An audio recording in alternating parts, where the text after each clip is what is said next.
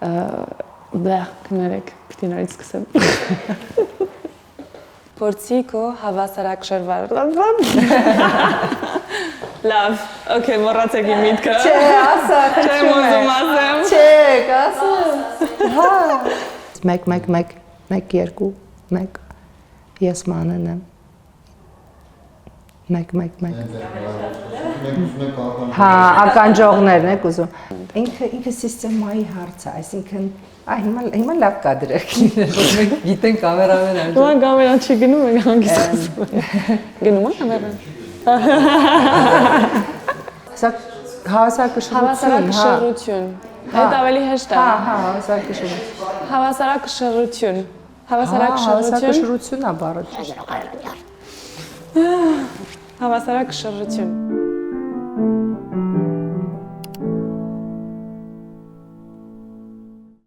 Մանեն Ռուժ Մկերտյան, շատ ուրախ եմ քո հետ այսօր խոսելու դերական ծնողավարության մասին։ Դու սովորել ես իրավաբանություն, հոգեբանություն, ծնողավարություն, ամբողջական առողջություն, սննդաբանություն եւ նույնպես գերում ես։ Եվ մենք երկուսը ունեցել ենք հնարավորություն հետազոտել դրական ծնողավարության մեթոդը։ Եվ ինձ, որ հարցնում են թե ինչ է նշանակում դրական ծնողավարություն, միշտ բացատրում եմ, որ իմ համար այդ նշանակում է առաջնորդել երեխային սիրով, հարգանքով եւ հստակ սահմաններով եւ նույնպես գիտացում եմ, որ ես անձամ ունեմ պատասխանատվություն զարգանալու որպես ծնող։ Բնական։ Եվ դրանով գալիս է իմ առաջի հարցը քո համար։ Դե ինչ է նշանակում դրական ծնողավարություն եւ ինչով է տարբերվում ավելի ավանդական մեթոդներից։ Ահա։ Ինչ է դրական ծնողավարությունը եւ ինչով է տարբերվում ավանդական մեթոդներից։ Շնորհակալ եմ հարցի համար, շնորհակալ եմ հրավերքի համար։ Դրական ծնողավարությունը մոտեցում է, որի նպատակն է ամրապնդել երեխային դաստիարակել երեխային դրական ամրապնդման եւ սիրալիր աջակցության միջոցով, այլ ոչ թե կենտրոնանալ պատժի կամ ավտորիտար այլ միջոցների վրա։ Ինչպես նաև դրական ծնողավարությունը հնարավորություն է տալիս երեխայի եւ ծնողի միջև հարգալից հարաբերություն ստեղծելու եւ նրան հնարավորություն տալու ծնողի հետ նույն հավասար հարթակի վրա գտնվելու, որն է որ աջակցում է երեխայի աճին, առողջ աճին, զարգացմանը եւ բարեկեցությանը։ Մի շատ հետաքրքիր արտահայտություն կա, մի խելացի մարդ ինչ-որ մի օր ասել է, որ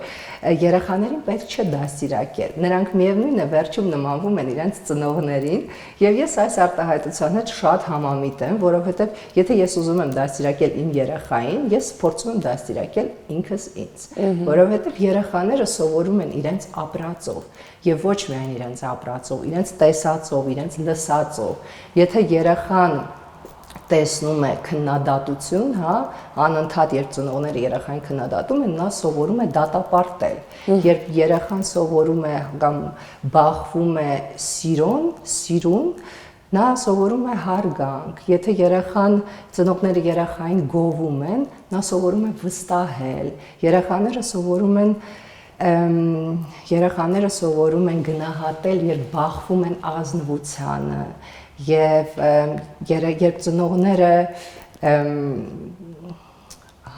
երեխաները սովորում են համբերատարություն, երբ ծնողները ցույց են տալիս այդ համբերատարությունը եւ հանդուրժողականությունը, հա, այսինքն հանդուրժող ծնողներից համբերատար երեխաներ են դուրս գալիս եւ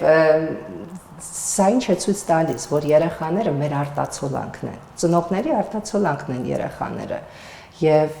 ես երբ Հայաստանում մանկապարտեզ էի գնում, մեր դասիրակություններ այն ժամանակ մեզ ասում էին ամեն երեխա իր ընտանիքի հայլին է եւ ես կարծում եմ որ սա շատ իմաստուն խոսքեր են ամեն երեխա իր ընտանիքի հայլին է եւ իսկ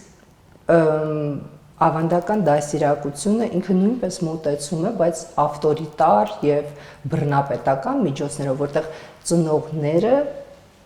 սպասում են երեխայից եւ այսինքն պահանջում են տոտալ հնազանդություն։ Երեխան պետք է հնազանդվի ծնողին եւ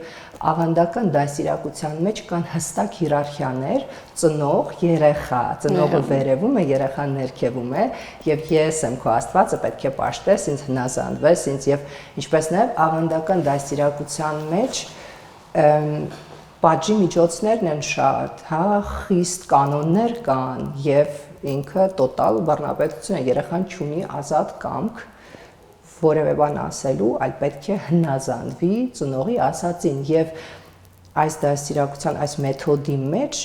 երեխայի ու ծնողի միջև չկա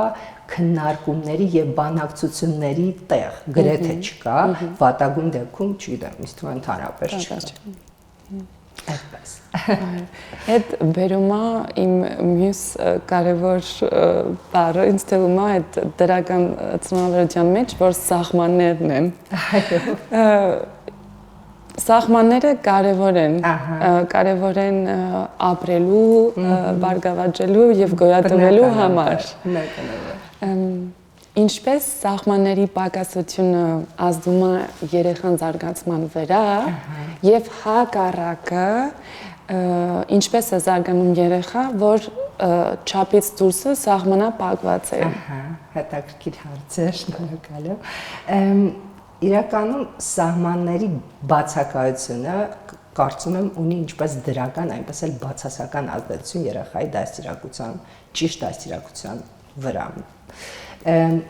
Պատկերացրեք, օրինակ, եթե չկան սահմաններ, նշանակում է կա շատ մեծ տարածք հետազոտելու, պրպտելու, նոր բաներ հայտնաբերելու, ստեղծագործելու, փնտրելու, հա, եւ բնականաբար այդ գտածը փորձելու համար։ Բայց այնուամենայնիվ ես կարծում եմ, որ սահմանները երեխայի համար, երեխայի առողջ դաստիարակության եւ զարգացման համար շատ կարեւոր են, քանի որ դրանք երեխային տալիս են կառուցվածք, հա, եւ ոչ միայն կառուցվածք, այլ նրան տալիս են ապահովություն եւ սոցիալական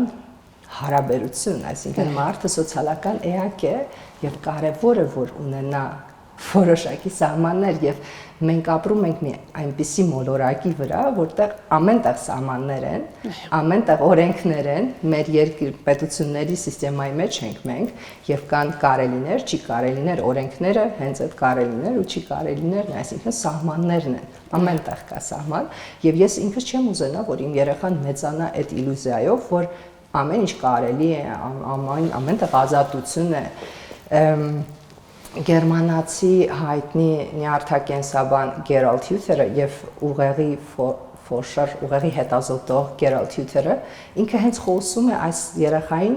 ճիշտ չափաբաժնով սահմաններ տալու եւ սահմաններ դնելու մասին եւ շատ հետաքրքիր մոտեցում ունի ինքը, որ ասում է երեխային սահմաններ չպետք է դնել իր խաղի մեջ։ Այսինքն խաղի մեջ երեխան պիտի ունենա տոտալ ազատություն եւ ծնողները ստիպված են ստեղծելու եւ երեխային տալու հնարավորություն, որպեսզի նա կարողանա իրեն լիարժեք եւ լիովին բացահայտել, իր տաղանները բացահայտել, որովհետեւ խաղը ինքը կենսական է երեխայի ուղեղի զարգացման համար, բայց այստեղ ցավոք Հայաստանում ես շատ նկատել եմ, որ հենց խաղի մեջ ամեն ինչ չի կարելի։ Մի վազիր, կընկնես, ծառը մի մագոցիր, մի բարձրացիր, կանգնիր, սպասիր, չգիտեմ, զգուշեղիր, մի նստիր, երեխան վազում է, որ ցեխերի հետ խաղա չէ, շորերը, ծգեսները կկեղտոտես եւ չգիտեմ, այսինքն խաղը շատ կարեւոր է եւ այդտեղ ազատությունը շատ կարեւոր է, հա, բայց ոչ թե օրինակ, որ երեխան որոշի այսօր հավես չունեմ դաս կարդալու կամ չգիտեմ, դպրոց գնալու։ Ես երբ որ ապրում էի գերմանական մի ընտանիքում տարիներ առաջ, այնտեղ շատ հաջողակ բիզնեսմեն էր այդ մարդը ու ուներ 2 երեխա եւ իրենց երեխան երբ գնում էր դպրոց, այնտեղ բան էր, ուսուցիչներ ինչ որ ծնողական ժողով էր, հա, որտեղ ասել էին, որ եթե չի ուզում երեխան դա սովորի, մի ստիպեք, թող չսովորի, եւ այս մարդը ինքը շատ ապշած էր, ասում են, ինչպես կարելի է, հա, այսպեսի բան ասել։ Մենք իրենք 8 երեխա են եղել, եւ բոլորը հաջողակ մարդիկ էին ու ասում են հայրս փայտով էր մեր հետ խոսում։ Ես չեմ ասում փայտով խոսելը լավ է, բայց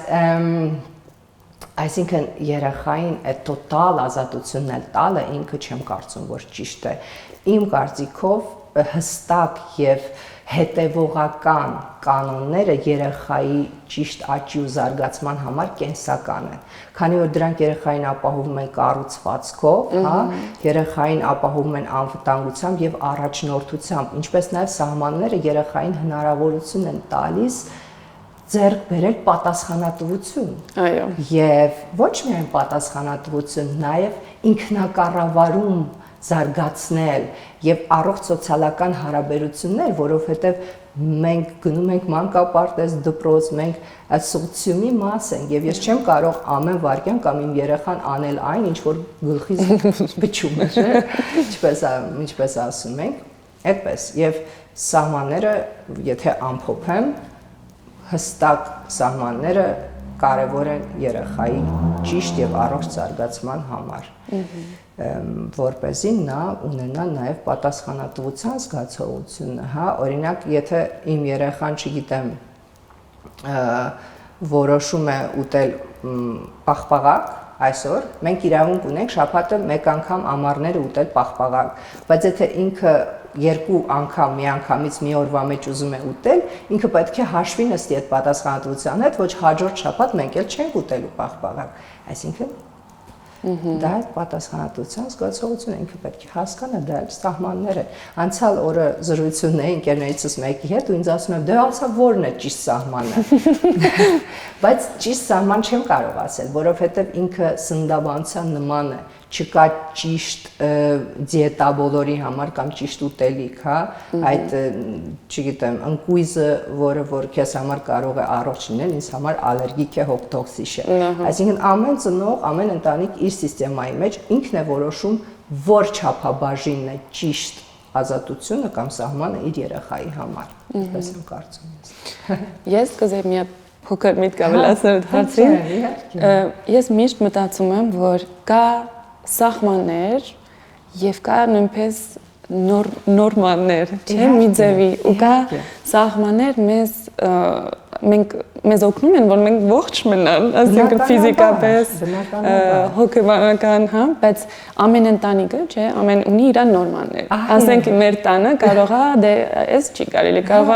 կոմոդ կարելի է։ Եվ որ սահմանները աշխատեն, ես միշտ փորձում եմ այդ խստությունը դրանց վրա դնել, ու նորմաները արդեն մի քիչ ավելի ֆլեքսիբլ, որովհետև եթե չէ ամեն ինչը դառնում է խիստ։ Բնականաբար։ Ու դա է խնդիր, երբ որ երեխու մոտ ամեն ինչ սահմանապակված է, ուրեմն արդեն ինքը չի հասկանում, ոչ էլ լսում է այդքան։ Հա, այդպես է։ Ու շատ ճիշտ նկատառում ես անում, Անժելա, որովհետև ես այստեղ նկատում եմ, որ ամեն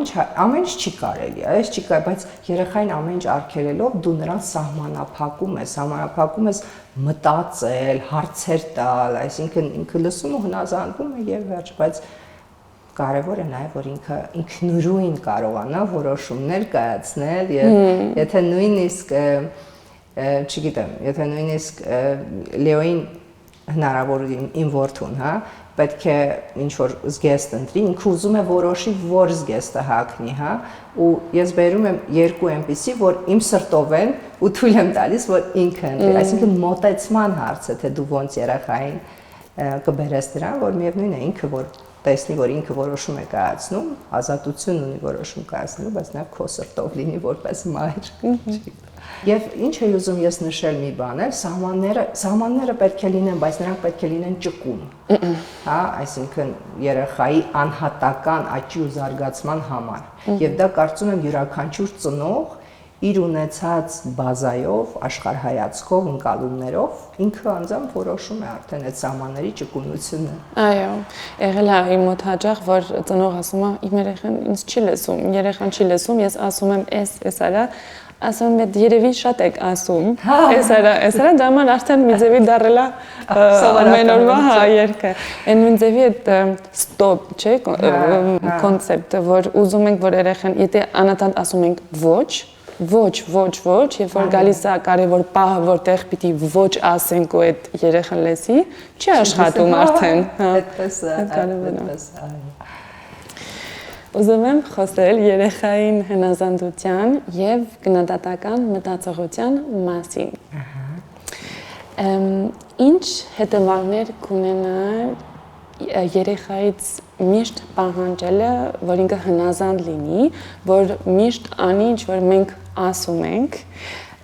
եւ ինչպես դա կազմի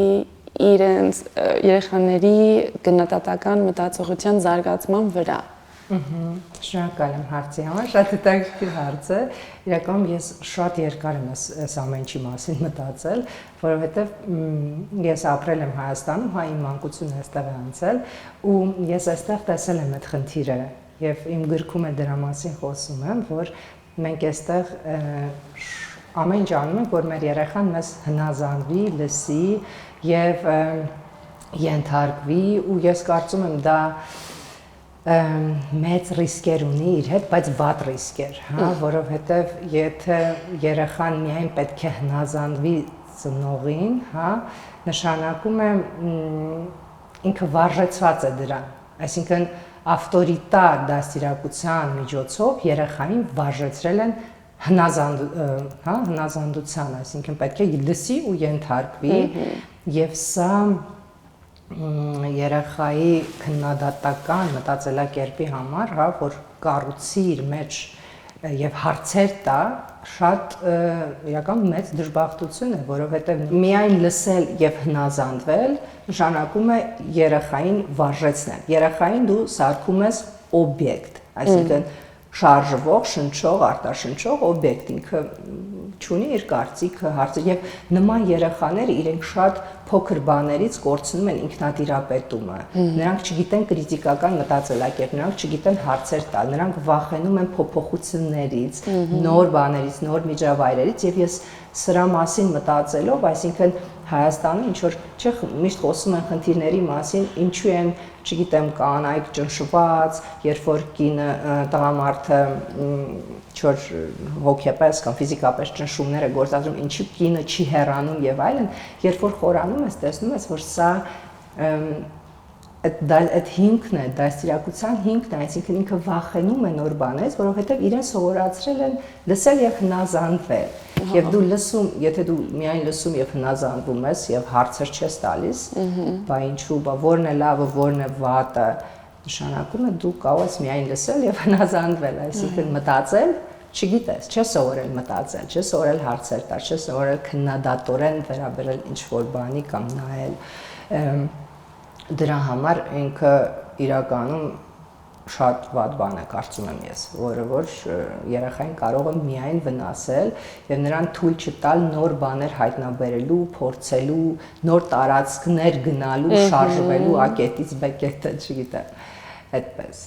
Այս վերջին հարցով կուզեի քեզ ազատություն տալ։ Carte blanche, որ դու ընտրես ինչ թեմա կուզեիր անդրադառնալ, որպես մեր խոսակցությունը դառնա ավելի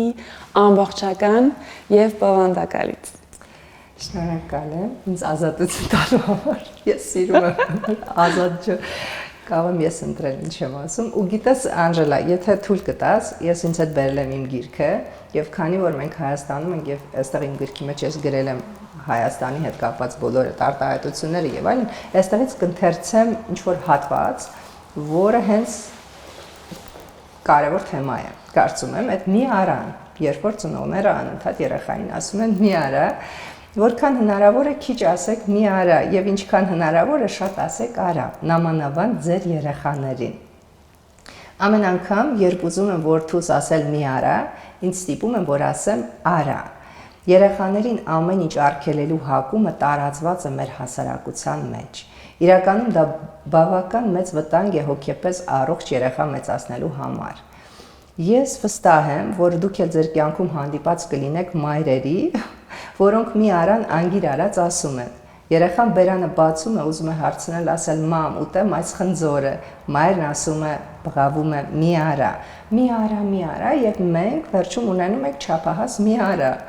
Մարդ, որ ամեն ինչից վախենում է մտածել, վախենում է զգալ, վախենում է ինքն իրեն ճանաչել, վախենում է արտահայտվել, վախենում է վախենալ, կարճ ասած վախենում է ապրել։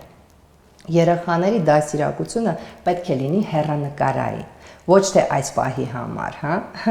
Ինչ կլինի այս երեխայի հետ 18-20 տարի հետո, եթե ես նրան հիմա ամեն ինչ մերժում ու արգելում եմ։ Ծնողները պետք է հենց այս հարցի վրա կենտրոնանան։ Ինչ կլինի այս երեխայի հետ 20-18 տարի հետո։